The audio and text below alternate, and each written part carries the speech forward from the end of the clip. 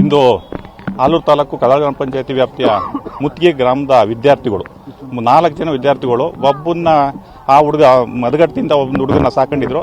ಆ 4 ಜನ ಜೊತೆಗೆ 5 ಜನ ಹುಡುಗರು ಟಿ ತಿಮ್ಮನಹಳ್ಳಿ ಕೆರೆಗೆ ಬಂದಿದ್ದಾರೆ.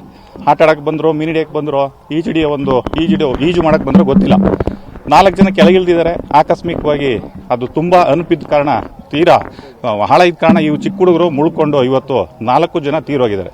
ಇಷ್ಟೊತ್ತು ಎಲ್ಲರ ಸಹಕಾರದಿಂದ ಇವತ್ತು ಏನು NDRF ತಂಡ ಮತ್ತು ಇದ್ರ ತಂಡ ಬಂದು ಹುಡುಕಿ 4 ಮೃತದೇಹಗಳನ್ನ ಈಗ ಆಸ್ಪತ್ರೆಗೆ ಶಿಫ್ಟ್ ಮಾಡಲಾಗಿದೆ. ಆ ಒಬ್ಬ ಹುಡುಗ ಏನು 5ನೇನಿದ್ದ ಅವನು ಬಂದು ತಿಳಿಸ್ತಾ ಇದ್ದಿದ್ರೆ ತುಂಬಾ ಇನ್ನೂ ಅನಾಹುತ ಆಗ್ತಿತ್ತು. ಇಂಥ ಒಂದು ಈ ಸಂದರ್ಭದಲ್ಲಿ ನಿಜವಾಗ್ಲೂ ಮನಕುಲುಕುವ ಒಂದು ವಾತಾವರಣ ನಿರ್ಮಾಣ ಆಗಿದೆ. ಇಡೀ ಸುತ್ತಲ ಗ್ರಾಮದಸ್ಥರು ಇಲ್ಲಿ ಸೇರಿದ್ದಾರೆ. ನಿಜವಾಗ್ಲೂ ಬೇಸರ ಆಗ್ತಿದೆ. ಮಕ್ಕಳು ಆ ತಂದೆ ತಾಯಿಗೆ ಒಂದು ನೋವು ಬರೆಸೋ ಒಂದು ಶಕ್ತಿ ಕೊಡಲಿ ಅಂತ ಈ ಮೂಲಕ ದೇವ್ರನ್ನ ಪ್ರಾರ್ಥಿಸ್ತಾರೆ. ಒಬ್ಬೊಬ್ಬರೇ ಮಕ್ಕಳಿದ್ರು, ಪಾಪ ಒಬ್ಬರು ಮಕ್ಕಳಿಲ್ಲ ಅಂತ ಕರ್ಕೊಂಡು ಸಾಕೊಂಡಿದ್ರು. ಇದೊಂಥರ ತೀರಾ ದುರ್ಘಟನೆ. ಈ ಥರದ ಘಟನೆಗಳು ನಡೀಬಾರ್ದು. ಎಲ್ಲ ಗ್ರಾಮಸ್ಥರಿಗೂ ನೆಮ್ಮದಿ ಸಿಗಬೇಕು. ಈ ಥರದ್ದು ಒಂದು ಘಟನೆ ನಡೀಬಾರ್ದು ಅಂತ ಹೇಳ್ಬಿಟ್ಟು ಈ ಮೂಲಕ ರಜೆ ಇದ್ದ ಕಾರಣ ಎಲ್ಲರೂ ಒಗ್ಗಟ್ಟಾಗಿ ಎಲ್ಲ ಕೂಡ್ಕೊಂಡು ಬಂದು ಇಲ್ಲಿ ಈಜಾಡಕ್ಕೆ ಹೋಗಿದ್ದಾರೆ.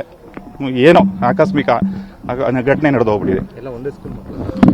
ಇಲ್ಲ, ಒಂದು ಮದಗಟ್ಟದಿಂದ ಒಂದು ಹುಡುಗ ಬಂದಿರೋದು, ಅದು ಸ್ಕೂಲ್ ಬೇರೆ. ಇನ್ನು ಉಳಿದಿದ್ದಾರೆ ಎಲ್ಲ ಕದಾಳ ಗ್ರಾಮದ ಸ್ಕೂಲಿಗೆ, ಟಿ ತಿಮ್ಮನಹಳ್ಳಿ ಸ್ಕೂಲ್ಗೆ ಎಲ್ಲ ಹೋಗ್ತಿದ್ರು.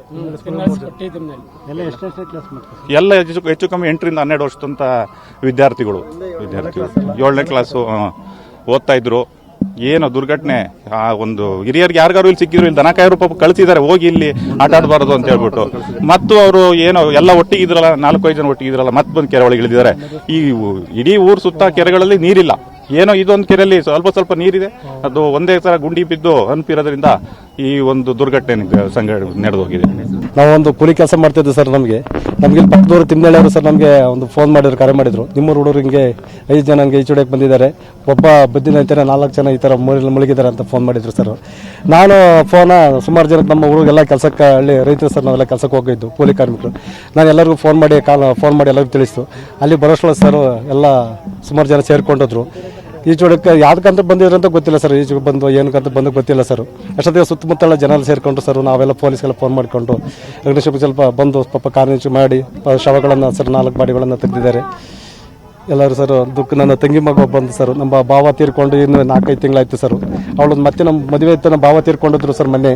ಅದಕ್ಕೋಸ್ಕರ ಬಂದು ಸರ್ ಇಲ್ಲೇ ಇದ್ದು ಹುಡುಗ ಜೊತೆ ಕರ್ಕೊಂಡ್ಬಂದು ಈ ಥರ ಆಗ್ಬಿಟ್ಟಿದೆ ಸರ್. 4 ಹುಡುಗೆಲ್ಲ ನಮ್ಮ ತಮ್ಮನ ಮಕ್ಕಳು ಎಲ್ಲ ಊರದ ಸರ್. ಈ ಥರ ಆಗ್ಬಿಟ್ಟಿದೆ.